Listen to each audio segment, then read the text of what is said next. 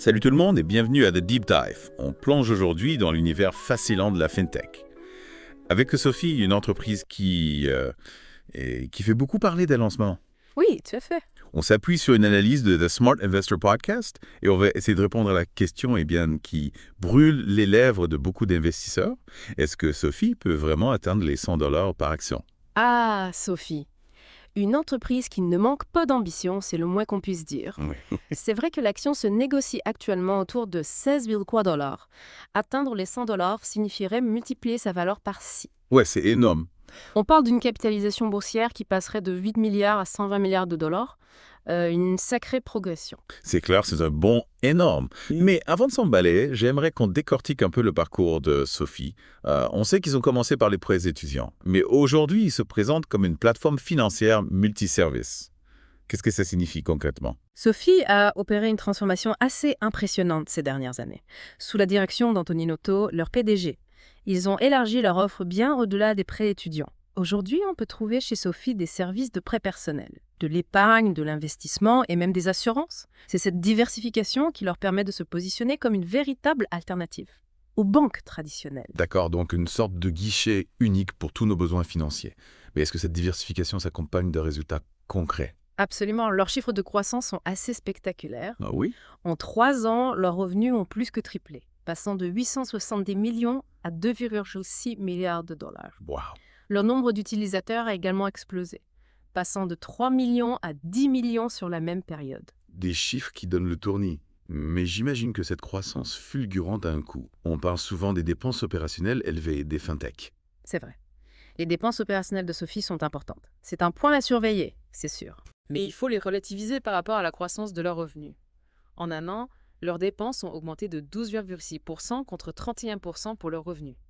C'est un signe que Sophie gère cette croissance de manière assez efficace. C'est rassurant, Mm. mais au-delà de ces chiffres impressionnants, est-ce que Sophie est vraiment rentable? Oui, et de manière croissante. D'accord. Leur EBITDA, un indicateur clé de rentabilité, a augmenté de 1000%. 1000%. Ils ont également réduit leur dette de moitié. Et leurs réserves de trésorerie sont en constante augmentation. Ce sont des signaux très positifs pour les investisseurs. D'accord, donc on a une croissance impressionnante, une rentabilité en hausse et une diversification qui semble porter ses fruits. Mais est-ce que tout le monde est convaincu par le potentiel de Sophie? Pas forcément. Il existe un certain scepticisme de la part de certains investisseurs. On le voit notamment avec le short interest, qui est assez élevé pour Sophie à 13,2%. Le short interest. Pour nos auditeurs qui ne sont pas familiers avec ce terme, est-ce que tu peux nous expliquer ce que c'est? Bien sûr, le short interest représente le pourcentage d'actions d'une entreprise qui ont été vendues et découvertes. Ok. En gros, cela signifie que certains investisseurs parient sur la baisse du cours de l'action. Un short interest élevé peut donc agir comme un frein sur la progression d'une action, même si l'entreprise performe bien. Donc, malgré la croissance fulgurante de Sophie, certains investisseurs misent sur sa chute. C'est assez paradoxal. C'est vrai, mais c'est souvent le cas avec les entreprises qui connaissent une croissance très rapide. Certains investisseurs sont sceptiques et pensent que cette croissance n'est pas durable. Alors, comment est-ce qu'on peut estimer le potentiel d'investissement de Sophie, compte tenu de ces éléments contradictoires? Une méthode couramment utilisée, c'est l'analyse DCF, qui consiste à estimer la valeur future de l'entreprise en fonction de ses flux de trésorerie futurs. Et quelles sont les projections pour Sophie selon cette analyse? Il existe plusieurs scénarios. Dans un scénario conservateur, l'action pourrait atteindre 26,8 $. Dans les 5 prochaines années, soit une augmentation de 65%. Dans un scénario moyen, on parle de 37,2 $, soit une augmentation de 130%. Ok. Et dans un scénario optimiste, l'action pourrait grimper jusqu'à 50 $, soit une augmentation de 200%. 200% de gain, c'est énorme. Mais du coup, est-ce que l'objectif de 100 $ par action est vraiment réaliste? Atteindre 100 $ à court terme semble très ambitieux, c'est vrai. Oui, Par contre, atteindre 50 $ d'ici 5 ans me paraît tout à fait plausible. Et ce serait déjà un rendement exceptionnel. oui, c'est sûr. Mais il y a un élément important qui pourrait jouer en faveur de Sophie. Le positionnement unique sur le marché. Oh, oui, c'est vrai Incroyable. qu'on en a peu parlé. Qu'est-ce qui différencie vraiment Sophie des banques traditionnelles et des autres fintech? Sophie a une stratégie très claire. S'adresser aux jeunes générations. Ok. Il vise les futurs 35-45 ans. Ceux qui domineront la génération de revenus. Dans les 15 prochaines années. C'est une cible de choix. Mais pourquoi Sophie se focalise-t-elle autant sur cette génération? Il y a plusieurs raisons à cela. Tout d'abord, cette génération est beaucoup moins attachée. Aux banques traditionnelles, ils sont habitués aux services en ligne, aux applications mobiles, et ils recherchent une expérience bancaire simple, intuitive et personnalisée. Ouais. Ensuite, cette génération est massivement endettée, notamment à cause des prêts étudiants, un domaine où Sophie a une expertise reconnue. Donc, Sophie surfe sur la vague du numérique et répond à un besoin spécifique de cette génération. C'est astucieux, mais est-ce que cette approche est suffisante pour garantir le succès à long terme? C'est une bonne question. La satisfaction client est essentielle, mais elle ne suffit pas. Sophie doit aussi faire face à une concurrence de plus en plus féroce. Effectivement, le secteur de la fintech est en pleine ébullition. Comment est-ce que Sophie peut se démarquer dans cet environnement hyper concurrentiel? Pour moi, la clé du succès de Sophie réside dans sa capacité à innover en permanence et à s'adapter aux besoins changeants des consommateurs. Ils l'ont déjà démontré, en diversifiant leur offre et en intégrant de nouvelles technologies. D'accord, ils ont été assez agiles pour s'adapter aux nouvelles tendances, mais est-ce que cette capacité d'adaptation suffira face aux géants de la technologie, qui commencent à s'intéresser de près à la finance? Je pense notamment aux GAFA. Ah oui, les GAFA, avec leurs énormes ressources et leurs bases de données gigantesques, ils représentent une menace potentielle pour les fintechs comme Sophie. C'est indéniable. Alors comment Sophie peut-elle rivaliser avec ces mastodontes de la tech? Est-ce qu'ils ont une chance de s'imposer face à eux? Sophie a un atout majeur que les GAFA n'ont pas encore. Une connaissance approfondie du secteur financier et une expertise en matière de gestion des risques. Ils ont aussi une longueur d'avance sur les GAFA, en termes de réglementation et de conformité, ce qui n'est pas négligeable dans le monde de la finance. C'est vrai. La réglementation est un élément crucial dans ce secteur. Mais est-ce que Sophie a les moyens de ses ambitions? On a parlé des dépenses opérationnelles élevées. Est-ce que cela ne risque pas de freiner leur croissance? C'est une question pertinente. Investir dans l'innovation et la technologie coûte cher, c'est sûr. Oui. Mais Sophie a démontré sa capacité à gérer ses dépenses efficacement et à générer des profits. Oui, on l'a vu avec l'augmentation de leur EBITDA et la réduction de leur dette. Mais est-ce que ce modèle est durable sur le long terme? Pour moi, la clé de la durabilité du modèle de Sophie réside dans leur capacité à acquérir de nouveaux clients et à fidéliser les clients existants. Ouais. Ils ont déjà une base de membres solide et ils continuent d'en attirer de nouveau à un rythme impressionnant. D'accord. Donc, la croissance du nombre de membres est cruciale pour l'avenir de Sophie. Mais comment est-ce qu'ils comptent attirer de nouveaux clients dans un marché aussi saturé? Ils misent sur une stratégie marketing multicanal, combinant le marketing digital, les partenariats et le bouche à oreille. Ils ont aussi une image de marque forte et une réputation d'entreprise innovante et centrée sur le client. C'est vrai, leur image de marque est plutôt positive. Mais est-ce que cette image est suffisante pour convaincre les consommateurs de leur confier leurs finances? L'image de marque est importante, bien sûr, mais elle ne fait pas tout. Sophie doit aussi offrir des produits et services de qualité supérieure à ceux de ses concurrents. Et est-ce qu'ils y parviennent? Qu'est-ce qui les différencie vraiment des autres? On a parlé de leur plateforme intégrée, mais est-ce que c'est vraiment un élément différenciant? Oui, je pense que leur plateforme intégrée est un atout majeur. Ok. Elle permet aux clients de gérer tous leurs besoins financiers en un seul endroit, de manière simple et intuitive. Oui. C'est un vrai gain de temps et d'énergie pour les utilisateurs. En plus de cela, Sophie propose des produits innovants, comme les prêts personnels à taux réduit et les comptes d'épargne à haut rendement. C'est vrai, ils ont vraiment une offre complète et attractive. Mais est-ce que cette offre est adaptée à tous les types de clients? Ou est-ce qu'ils se focalisent sur un segment spécifique de la population? Comme on l'a vu précédemment, Sophie cible en priorité les jeunes générations, les millennials et la génération Z. Ils ont compris que ces générations ont des besoins financiers différents de ceux de leurs aînés. Ils sont plus à l'aise avec la technologie, plus sensibles aux questions d'éthique et de responsabilité sociale, et ils recherchent une expérience bancaire plus personnalisée et plus transparente. C'est une stratégie intelligente, car ces générations représentent l'avenir du marché. Mais est-ce que Sophie ne prend pas un risque en misant tout sur ces jeunes générations? Qu'en est-il des autres segments de la population? C'est une question pertinente. Sophie doit veiller à ne pas négliger les autres segments de marché, notamment les générations plus âgées, qui ont un pouvoir d'achat important. Oui. L'enjeu pour Sophie, c'est de segmenter son offre et de proposer des produits et services adaptés aux besoins de chaque génération. C'est vrai. Il serait dommage de se priver d'une clientèle potentielle. Mais comment est-ce qu'ils peuvent s'adresser à un public plus large, tout en restant fidèles à leur identité, à cette image de marque moderne et innovante qui les caractérise? Ils peuvent par exemple développer des applications mobiles spécifiques pour les seniors, avec une interface simplifiée et des fonctionnalités dédiées. Ils pourraient aussi s'appuyer sur leur expertise en matière de conseil financier pour proposer des solutions personnalisées à chaque profil de client. C'est une bonne idée. En adaptant leur communication et en personnalisant leur offre, ils pourraient toucher un public plus large sans pour autant renier leurs valeurs et leur positionnement initial. Mais pour revenir aux jeunes générations, est-ce que Sophie prend suffisamment en compte leurs besoins spécifiques? Je pense que oui. Sophie a développé des produits et services adaptés au mode de vie et aux aspirations de ces générations. D'accord? Par exemple, il propose des outils de gestion budgétaire, des conseils en investissement et des programmes de fidélisation. C'est intéressant. C'est vrai qu'on a l'impression que Sophie a pensé à tout. Mais est-ce que cette stratégie est sans faille? Y a-t-il des points faibles que Sophie devrait améliorer? Bien sûr, aucune stratégie n'est parfaite. Sophie doit continuer à innover et à s'adapter aux nouvelles tendances du marché. Par exemple, il pourrait développer des offres plus personnalisées en utilisant l'intelligence artificielle et le machine learning. Ah oui, l'IA et le machine learning, on entend beaucoup parler. Mais comment est-ce que ces technologies pourraient concrètement améliorer l'offre de Sophie? L'IA et le machine learning pourraient permettre à Sophie d'analyser les données de ses clients de manière plus fine et de leur proposer des produits et services encore plus adaptés à leurs besoins.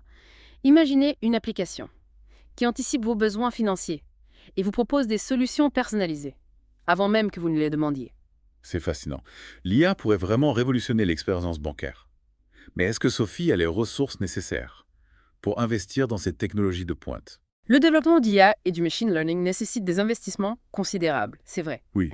Mais Sophie a déjà levé des fonds importants auprès d'investisseurs prestigieux et ils ont une équipe d'ingénieurs talentueux. Ils ont donc les moyens de leurs ambitions. C'est rassurant à entendre. Donc, si je résume ce qu'on a vu jusqu'ici, Sophie a une vision claire, une stratégie solide et les ressources nécessaires pour réussir. Ils ont aussi des défis à relever, bien sûr, mais ils semblent bien équipés pour les affronter. Exactement. Mais il reste encore beaucoup de travail à faire. Et la concurrence est rude. Il sera intéressant de voir comment Sophie évoluera dans les années à venir. Absolument. On a hâte de suivre la suite de leur aventure. Mais avant de conclure cette deuxième partie, j'aimerais vous poser une question. Compte tenu de tous les éléments qu'on a abordés aujourd'hui, pensez-vous que Sophie a le potentiel de devenir un acteur dominant du paysage financier mondial? C'est une question passionnante. Seul l'avenir nous le dira. Mais je pense que Sophie a tous les atouts pour réussir. En attendant de voir ce que l'avenir leur réserve. On se retrouve très bientôt pour la troisième et dernière partie de notre exploration de l'univers Sophie. Mais au-delà des chiffres, ce qui est intéressant avec Sophie, c'est leur vision à long terme. Ils ne se contentent pas de proposer des services financiers, ils veulent vraiment transformer l'industrie en profondeur.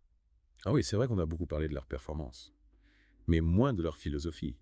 Qu'est-ce qui les motive réellement? Sophie a une mission assez ambitieuse. Démocratiser l'accès aux services financiers de qualité. Ils veulent rendre la finance plus transparente, plus accessible et plus juste pour tous. C'est une belle ambition. Mais concrètement, comment est-ce qu'ils comptent s'y prendre? Ils misent beaucoup sur la technologie pour simplifier et automatiser les processus, ce qui leur permet de réduire les coûts. Et de proposer des services plus abordables. Et surtout, ils s'adressent directement aux consommateurs, sans passer par des intermédiaires. C'est vrai, leur application mobile est très intuitive et facile à utiliser. C'est un bon exemple de cette approche centrée sur le client. Mais est-ce que cette approche est suffisante pour garantir leur succès à long terme? C'est un excellent point. La satisfaction client est essentielle, mais elle ne suffit pas. Sophie doit aussi faire face à une concurrence de plus en plus féroce. Effectivement, on voit de nouvelles fintechs émerger chaque jour. Et les banques traditionnelles ne restent pas les bras croisés. Comment Sophie peut-elle se démarquer dans cet environnement hyper concurrentiel?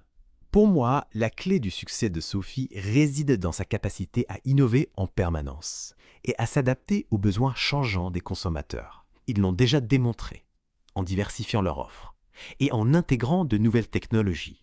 D'accord, ils ont été assez agiles pour s'adapter aux nouvelles tendances. Mais est-ce que cette capacité d'adaptation suffira face aux géants de la technologie, qui commencent à s'intéresser de près à la finance? Je pense notamment aux GAFA. Ah oui, les GAFA. Avec leurs énormes ressources et leur base de données gigantesques, ils représentent une menace potentielle pour les fintechs comme Sophie, c'est indéniable. Alors comment Sophie peut-elle rivaliser avec ces mastodontes de la tech? Est-ce qu'ils ont une chance de s'imposer face à eux? Sophie a un atout majeur que les GAFA n'ont pas encore. Une connaissance approfondie du secteur financier et une expertise en matière de gestion des risques. Ils ont aussi une longueur d'avance sur les GAFA en termes de réglementation et de conformité, ce qui n'est pas négligeable dans le monde de la finance. C'est vrai, la réglementation est un élément crucial dans ce secteur. Mais est-ce que Sophie a les moyens de ses ambitions? On a parlé des dépenses opérationnelles élevées. Est-ce que cela ne risque pas de freiner leur croissance? C'est une question pertinente. Investir dans l'innovation et la technologie coûte cher, c'est sûr. Mais Sophie a démontré sa capacité à gérer ses dépenses efficacement et à générer des profits. Oui, on l'a vu avec l'augmentation de leur EBITDA et la réduction de leur dette.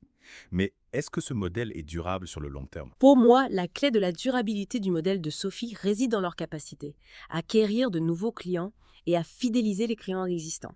Ils ont déjà une base de membres solide. Et ils continuent d'en attirer de nouveaux à un rythme impressionnant. D'accord. Donc la croissance du nombre de membres est cruciale pour l'avenir de Sophie. Mais comment est-ce qu'il compte attirer de nouveaux clients dans un marché aussi saturé? Ils misent sur une stratégie marketing multicanal, combinant le marketing digital, les partenariats et le bouche à oreille. Ils ont aussi une image de marque forte et une réputation d'entreprise innovante et centrée sur le client. C'est vrai. Leur image de marque est plutôt positive. Mais est-ce que cette image est suffisante pour convaincre les consommateurs de leur confier leurs finances? L'image de marque est importante, bien sûr. Mais elle ne fait pas tout. Sophie doit aussi offrir des produits et services de qualité supérieure à ceux de ses concurrents. Et est-ce qu'ils y parviennent? Qu'est-ce qui les différencie vraiment des autres? On a parlé de leur plateforme intégrée. Mais est-ce que c'est vraiment un élément différenciant? Oui, je pense que leur plateforme intégrée est un atout majeur. Elle permet aux clients de gérer tous leurs besoins financiers en un seul endroit, de manière simple et intuitive. C'est un vrai gain de temps et d'énergie pour les utilisateurs. En plus de cela, Sophie propose des produits innovants comme les prêts personnels à taux réduit et les comptes d'épargne à haut rendement. C'est vrai, ils ont vraiment une offre complète et attractive. Mais est-ce que cette offre est adaptée à tous les types de clients ou est-ce qu'ils se focalisent sur un segment spécifique de la population? Comme on l'a vu précédemment, Sophie cible en priorité les jeunes générations, les millénials et la génération Z. Ils ont compris que ces générations ont des besoins financiers différents de ceux de leurs aînés. Ils sont plus à l'aise avec la technologie plus sensible aux questions d'éthique et de responsabilité sociale. Et ils recherchent une expérience bancaire plus personnalisée et plus transparente. C'est d'une stratégie intelligente. Car ces générations représentent l'avenir du marché. Mais est-ce que Sophie ne prend pas un risque en misant tout sur ces jeunes générations? Qu'en est-il des autres segments de population? C'est une question pertinente. Sophie doit veiller à ne pas négliger les autres segments d'un marché, notamment les générations plus âgées qui ont un pouvoir d'achat important. L'enjeu pour Sophie, c'est de segmenter son offre et de proposer des produits et services adaptés aux besoins de chaque génération. C'est vrai. Il serait dommage de se priver d'une clientèle potentielle.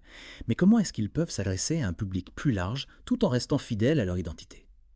À cette image de marque moderne et innovante qui les caractérise. Ils peuvent par exemple développer des applications mobiles spécifiques pour les seniors, avec une interface simplifiée et des fonctionnalités dédiées. Ils pourraient aussi s'appuyer sur leur expertise en matière de conseil financier, pour proposer des solutions personnalisées à chaque profil de client. C'est une bonne idée. En adaptant leur communication et en personnalisant leur offre, ils pourraient toucher un public plus large, sans pour autant renier leurs valeurs et leur positionnement initial. Mais pour revenir aux jeunes générations, est-ce que Sophie prend suffisamment en compte leurs besoins spécifiques? Je pense que oui. Sophie a développé des produits et services adaptés au mode de vie et aux aspirations de ces générations. Par exemple, il propose des outils de gestion budgétaire, des conseils en investissement et des programmes de fidélisation. C'est intéressant. C'est vrai qu'on a l'impression que Sophie a pensé à tout. Mais est-ce que cette stratégie est sans faille? Y a-t-il des points faibles que Sophie devrait améliorer? Bien sûr, aucune stratégie n'est parfaite. Sophie doit continuer à innover et à s'adapter aux nouvelles tendances du marché. Par exemple, il pourrait développer des offres personnalisées en utilisant l'intelligence artificielle et le machine learning. Ah oui, l'IA et machine learning. On en entend beaucoup parler. Mais comment est-ce que ces technologies pourraient concrètement améliorer l'offre de Sophie? L'IA et le machine learning pourraient permettre à Sophie d'analyser les données de ses clients de manière plus fine et de leur proposer des produits et services encore plus adaptés à leurs besoins. Imaginez une application qui anticipe vos besoins financiers et vous propose des solutions personnalisées, avant même que vous ne les demandiez. C'est fascinant. L'IA pourrait vraiment révolutionner l'expérience bancaire. Mais est-ce que Sophie a les ressources nécessaires pour investir dans ces technologies de pointe? Le développement de l'IA et du machine learning nécessite des investissements considérables. C'est vrai. Oui. Mais Sophie a déjà levé des fonds importants auprès d'investisseurs prestigieux. Et ils ont une équipe d'ingénieurs talentueux. Ils ont donc les moyens de leurs ambitions. C'est rassurant à entendre. Donc, si je résume ce qu'on a vu jusqu'ici, Sophie a une vision claire, une stratégie solide et les ressources nécessaires pour réussir. Ils ont aussi des défis à relever, bien sûr. Mais ils semblent bien équipés pour les affronter, Fa. Exactement. Mais il reste encore beaucoup de travail à faire et la concurrence est rude. Il sera intéressant de voir comment Sophie évoluera dans les années à venir. Absolument. On a hâte de suivre la suite de leur aventure. Mais avant de conclure cette deuxième partie, j'aimerais vous poser une question. Compte tenu de tous les éléments qu'on a abordés aujourd'hui, pensez-vous que Sophie a le potentiel de devenir un acteur dominant du paysage financier mondial? C'est une question passionnante. Ah oui. Seul l'avenir nous le dira. Mais je pense que Sophie a tous les atouts pour réussir. En attendant de voir ce que l'avenir leur réserve, on se retrouve très bientôt pour la troisième et dernière partie de notre exploration de l'univers Sophie. Alors pour cette dernière partie de notre exploration de Sophie, je vous propose d'ouvrir le débat sur une question cruciale. Quels sont les risques et les opportunités qui se présentent à Sophie dans un contexte économique et technologique en constante évolution? Excellente idée. On a déjà évoqué certains défis comme la concurrence des fintechs et des GAFA. Mais il y a certainement d'autres facteurs à prendre en compte. Qu'est-ce qui vous vient à l'esprit? Un des risques majeurs pour Sophie, c'est la volatilité des marchés financiers. On a vu récemment comment les taux d'intérêt ont fluctué, et cela a un impact direct sur les activités de Sophie, notamment sur leurs prêts et leurs investissements. C'est vrai, la conjoncture économique peut être imprévisible. Comment est-ce que Sophie peut se protéger contre ce risque? Ils doivent diversifier leurs activités et ne pas mettre tous leurs œufs dans le même panier. On voit d'ailleurs qu'ils ont déjà commencé à le faire, en proposant une gamme de produits et de services plus large. Oui, on a parlé de leur plateforme intégrée qui permet aux clients de gérer tous leurs besoins financiers en un seul endroit. C'est un atout majeur pour fidéliser la clientèle. Mais est-ce que cette diversification suffit à atténuer les risques liés à la volatilité des marchés? C'est un bon début, mais il faut aller plus loin. Sophie doit aussi investir dans des outils de gestion des risques performants et s'adapter en permanence aux changements du marché. Par exemple, en affinant leur modèle de prédiction et en ajustant leurs offres en fonction des fluctuations des taux d'intérêt. En parlant d'adaptation, on ne peut pas ignorer l'impact fulgurant des nouvelles technologies sur le secteur financier. L'intelligence artificielle, la blockchain, le cloud computing, tout ça bouleverse les codes établis. Comment est-ce que Sophie se positionne face à ces innovations? Sophie a bien compris l'enjeu et investit massivement dans la technologie.